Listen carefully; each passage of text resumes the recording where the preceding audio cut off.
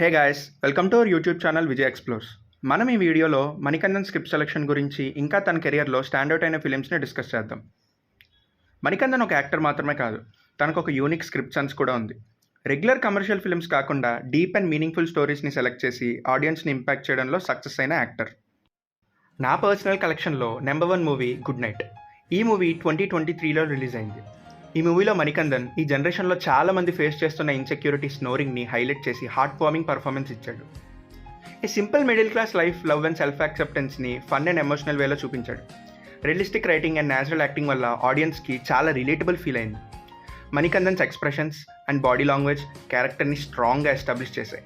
Good నైట్ని చూసిన వాళ్ళు ఒక జెన్యూన్ స్మైల్తో మూవీని కంప్లీట్ చేస్తారు, గుడ్ నైట్ చెప్పి పడుకుంటారు. నెంబర్ 2 మూవీ జై భీమ్. ఈ మూవీ 2021లో రిలీజ్ అయింది. జై భీమ్లో చిన్న రోలే చేసిన మణికందన్ పర్ఫార్మెన్స్కి ఆ రోల్ చాలా పవర్ఫుల్గా కనిపిస్తుంది. సూర్యకి ఎమోషనల్ కనెక్ట్ క్రియేట్ చేయడంలో Manikandan's performance key role play చేసింది.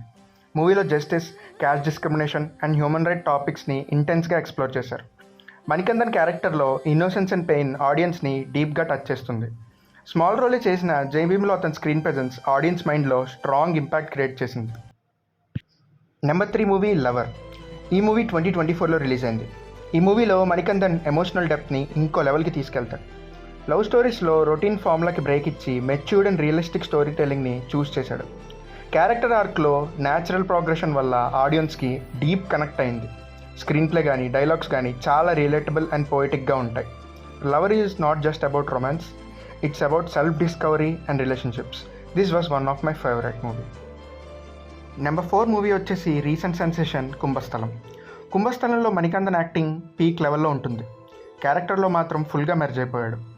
విలేజ్ బ్యాక్డ్రాప్లో సెట్ అయిన ఈ స్టోరీ ఎమోషన్స్తో పాటు స్ట్రాంగ్ డ్రామాని చూపించింది. మణికందన్ ఎక్స్ప్రెషన్స్ కానీ బాడీ లాంగ్వేజ్ చాలా న్యాచురల్గా ఉంటాయి. ఎస్పెషల్లీ ఇంటెన్స్ సీన్స్లో నెక్స్ట్ లెవెల్. స్క్రీన్ ప్లే ఎంగేజింగ్గా ఉంటుంది. క్యారెక్టర్ ఆర్క్స్ బాగా డిజైన్ చేశారు. ఓవరాల్ కుంభస్థలం ఒక raw and realistic cinema. Manikandan fans and content లవర్స్కి మస్ట్ వాచ్. సో ఫైనల్గా కంక్లూజన్కి వస్తే మణికందన్ ఒక సైలెంట్ పర్ఫార్మర్. స్టార్ స్టేటస్ కోసం పోతూ సాలిడ్ కంటెంట్కి ప్రియారిటీ ఇచ్చే యాక్టర్. తన స్క్రిప్ట్ సెలెక్షన్ చూస్తే అందరికీ కనెక్ట్ అయ్యే రియలిస్టిక్ అండ్ సోల్ఫుల్ ఫిల్మ్స్ని ప్రిఫర్ చేస్తున్నాడు. జై భీమ్ లాంటి సోషల్ మెసేజ్ ఓరియంటెడ్ ఫిల్మ్స్ నుంచి గుడ్ నైట్ లాంటి స్లైస్ ఆఫ్ లైఫ్ మూవీస్ వరకు మణికందన్స్ వెర్సటైలిటీ క్లియర్గా కనిపిస్తుంది.